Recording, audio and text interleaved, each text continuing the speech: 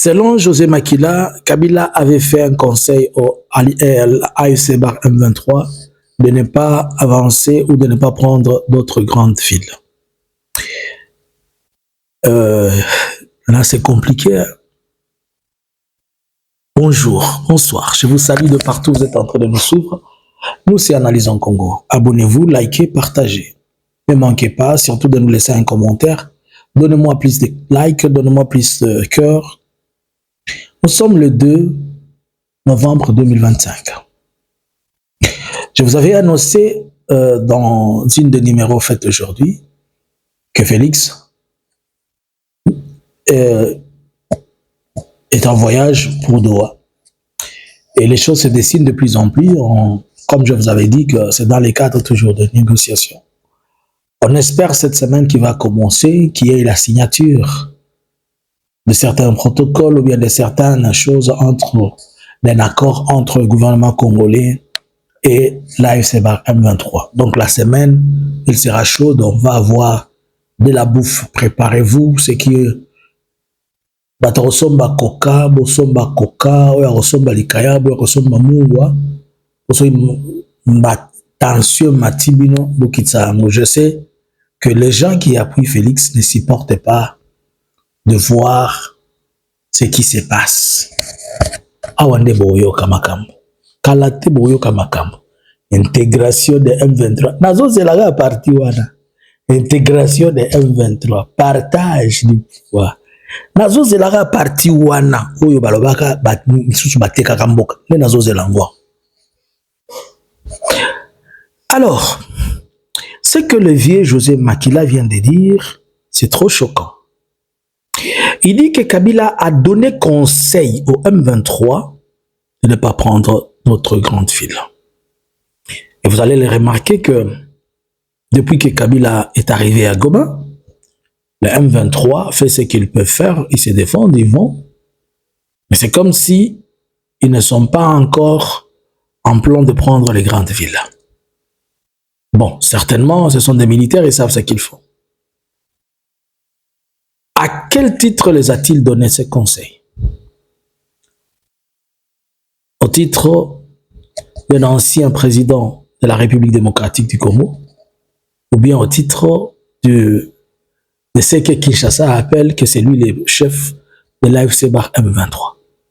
S'il était le chef de l'AFC Bar M23, il ne les aurait pas conseillés, il les aurait donné un ordre. Vous stoppez. Cela veut dire qu'ils ne seraient même plus dans Dibir, ils ne seraient plus ailleurs. Ils allaient stopper. Et s'il était leur chef, ils allaient leur dire, allez prendre des grandes villes. Mais pourquoi donc il va, lui qui est en train d'être pourchassé, lui qui est déjà faussement accusé, lui qu'on impute même d'être le chef de ce mouvement, mais pourquoi donc va-t-il demander à ce qu'on arrête? On n'avance pas vers les grandes villes. Certes, c'est un soldat, il connaît le coût de la guerre. 2, il sait ce que c'est la guerre et durant ou pendant la guerre, les gens perdent de vie. 3, pourquoi nous entretuer entre nous alors qu'il y a une autre arme qui s'appelle le dialogue, qui peut empêcher les morts et qui peut faire qu'on épargne des vies et que les gens peuvent s'asseoir. Et 4, il y a déjà beaucoup de morts, on peut éviter les dommages. Si je comprends l'esprit dans lequel le monsieur a donné conseil, c'était à titre ou c'était suite à son ancienne expérience. Et connaissant très bien la situation, que si le M23 avançait, il y aura par exemple beaucoup de morts FARDC. Je vous ai parlé hier des morts FARDC dans les provinces de Ituri, où on parle aujourd'hui que le bilan n'est même pas de 20 morts, c'est plus. Bien que la FARDC n'a pas encore réagi, mais on parle de bilan au-delà de 70, 80. Il faudrait que la FRDC nous confirme que ces chiffres qu'on est en train de dire, il est faux. Alors, ceci remet en cause le jugement de Kinshasa.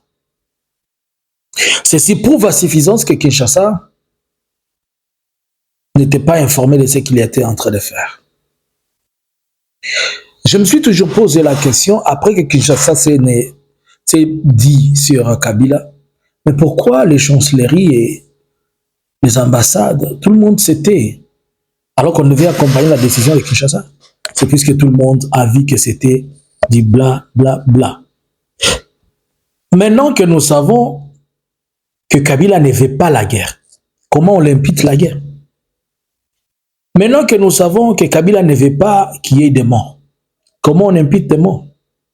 Cela veut dire qu'il y a quelqu'un qui se cache derrière cette histoire pour en profiter, et comme la marchandise à vendre, c'est Kabila, il la vend très bien. Qui est le premier bénéficiaire de la guerre? Félix et sa famille. Quiconque doute de ma réponse, j'aimerais qu'il vienne me prouver le contraire. C'est dans ce désordre que Félix justifie sa politique.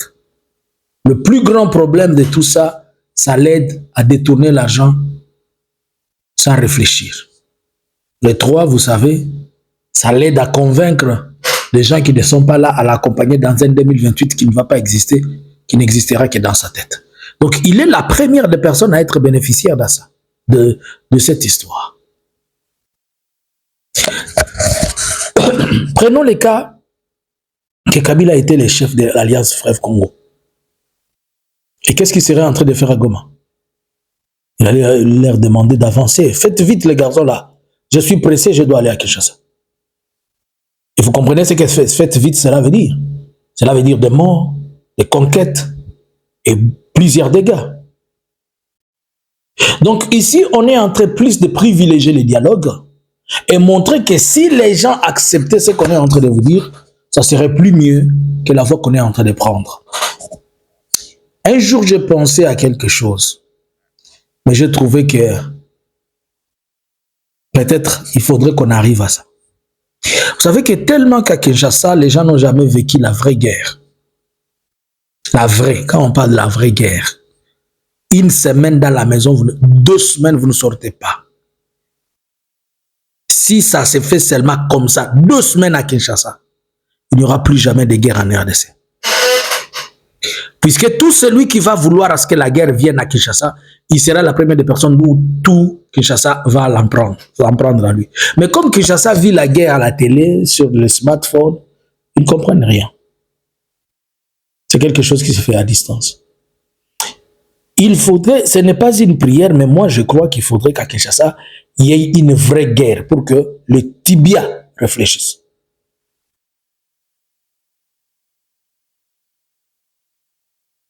Cette information, elle vient briser tout ce que les gens se sont mis dans la tête.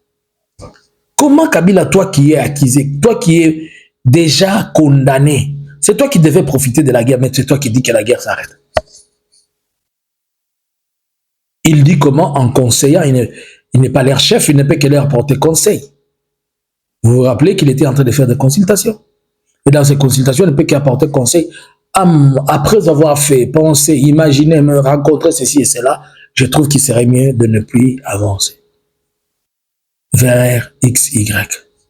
À sa place, je lui dirais, on avance. C'est ça, non? La logique. Pour le monde qui a touché moi, il a toqué parler. Na akili yake ya kuwaza namna nyingine atoke sio tout. Mais pourquoi il ne le dit pas? Parce que le monsieur pense que il y a autre chose qui peut être faite à la place des armes.